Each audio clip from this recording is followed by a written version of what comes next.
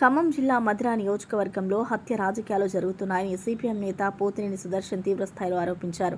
గత కొంతకాలంగా జరిగిన 3 హత్యల వెనుక కాంగ్రెస్ పార్టీ నాయకులే ఉన్నారని ఆయన విమర్శించారు. డిప్యూటీ సీఎం భట్టి విక్రమార్కను ఉద్దేశిస్తూ ఎందుకు నువ్వు వాళ్ళని వెనకేసుకుని తిరుగుతున్నావు, జాగ్రత్త బట్టి కబడ్డారని హెచ్చరించారు.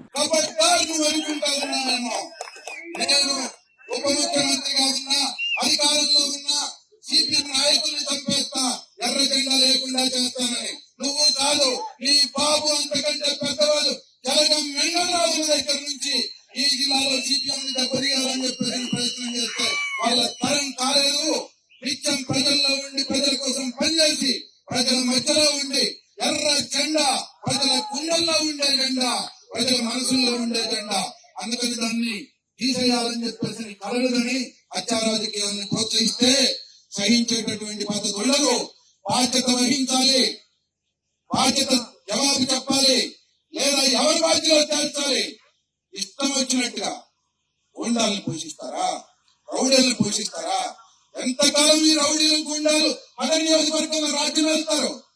ఇవాళ కాంగ్రెస్ నాయకులు చెప్తా ఉన్నారు, మా భట్టి విక్రమార్క గారు పప్పు శుద్ధ ఏమీ తెలియదు. మేమన్నామా భట్టి విక్రమార్క గారు చంపాడనో చంపలేదనో, లేదు చంపించాడనో చంపించలేదనో మేమన్నామా? కానీ భట్టి విక్రమార్క గారు జవాబు చెప్పాలి కదా. ఎందుకు నీ కాంగ్రెస్ వాళ్ళే చంపుతా ఉన్నారు? ఎందుకు నువ్వు వాళ్ళని వెంటేసుకొని తిరుగుతా ఉన్నావు?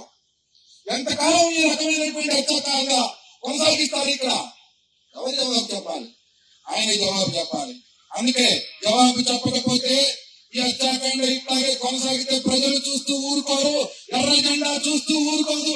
ఎట్లా బుద్ధి చెప్పాలో, ఎట్లా పగ ప్రతీకారం తీర్చుకోవాలో అట్లా ఖచ్చితంగా పగ ప్రతీకారం తీర్చుకుంటారు ప్రజలు అని చెప్పేసి ఈ సందర్భంగా హెచ్చరిస్తా ఉన్నాం. తగిన పద్ధతుల్లో శాంతి భద్రతల్ని కాపాడడంలో పోలీసులు వ్యవహరించకపోతే శాంతి భద్రతల పరిస్థితి సక్రమంగా ఉండకుండా అల్లకల్లోలం తలెత్తే అవకాశం ఉంటుంది.